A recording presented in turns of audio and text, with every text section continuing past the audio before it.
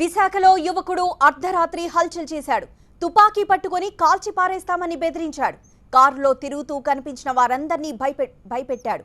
తప్పతాగి తుపాకీతో హడావుడి చేశాడు. విషయాన్ని గమనించిన కొంతమంది యువకులు నిలదీసేసరికి తుపాకీ ఎక్కుపెట్టాడు. దీంతో భయాందోళనకు గురైన యువకులు పోలీసులకు సమాచారం అందించారు. రంగంలోకి దిగిన పోలీసులు ఆ యువకుడితో పాటు మరొకరిని అదుపులోకి తీసుకున్నారు.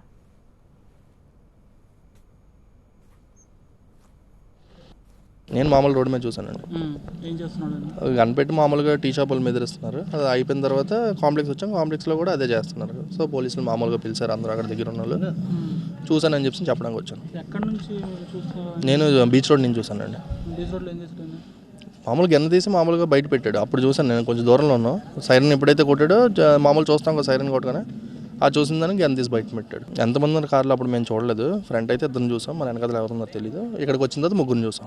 కాంప్లెక్స్ వచ్చిన తర్వాత జనం చేతిలో పిస్టల్ ఉంది. వ్యాపారాలు కాదు, మామూలు చుట్టుపక్కల ఉన్న వాళ్ళని. అక్కడైతే సైకిల్ అమ్ముకున్న వాళ్ళని మరి సిగరెట్ వాళ్ళు రేట్ ఎక్కువ చెప్పారని బెదిరించి మరి ఏమో తెలియదు. మొత్తానికి పిస్టల్ లోడ్ చేసాం. ఎవరిని కాల్చేద్దని చెప్పండి అది ఇది అని చెప్పాను. పేరు ఏదో తెలియదండి. మామూలుగా తలసాని యాదవ్ అని చెప్పని వాళ్ళ కొడుకుని అని చెప్పని అంటున్నాడు. వైస్ ప్రెసిడెంట్ ఏదో కొడుకుని అది ఇది అని చెప్పాను. కానీ అతనికి కొడుకు కూతురు ఆల్రెడీ పెళ్లి అయిపోయింది కదా. సో అది తెలిసే కంప్లైంట్ ఇచ్చాను. ఇంకా మరింత సమాచారం మా ప్రతినిధి ఖాజా అందిస్తారు. ఖాజా, ఆ యువకుడు తప్పతాగడం ఒకవైపు, మరోవైపు ఈ గన్ అతని దగ్గరికి ఎలా చేరిందన్న విషయంపై పోలీసులు దృష్టి సారించారా?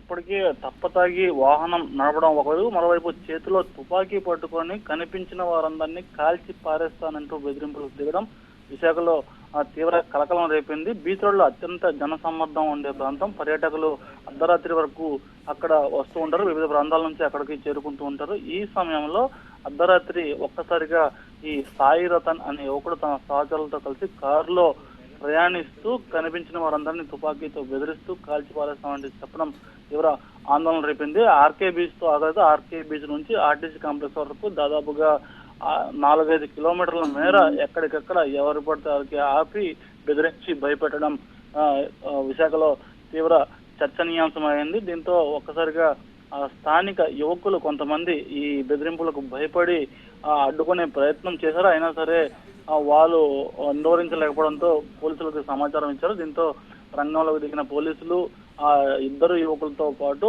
కారు అలాగే బైక్ను సీజ్ చేశారు. మరోవైపు ఈ తుపాకీ ఎక్కడి నుంచి వచ్చింది, ఎటువంటి తుపాకీ అని దానిపై ఆరా తీస్తున్నారు. అయితే అచ్చం ఒరిజినల్ తుపాకీని పోలి ఉన్నప్పటికీ ఈ తుపాకీ ఎయిర్ పిస్టల్ గా పోలీసులు ప్రాథమికంగా గుర్తించారు. ఊపిరి పీల్చుకున్నారు. విశాఖలో ఓ యువకుడు అర్ధరాత్రి హల్చల్ చేశాడు. తుపాకీ పట్టుకొని కాల్చి పారేస్తామని బెదిరించాడు. కారులో తిరుగుతూ కనిపించిన వారందరినీ భయపెట్టాడు. తప్పతాగి తుపాకీతో హడావుడి చేశాడు.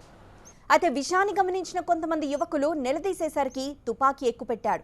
దీంతో భయాందోళనకు గురైన యువకులు పోలీసులకు సమాచారం అందించారు. రంగంలోకి దిగిన పోలీసులు ఆ యువకుడితో పాటు మరొకరిని అదుపులోకి తీసుకున్నారు.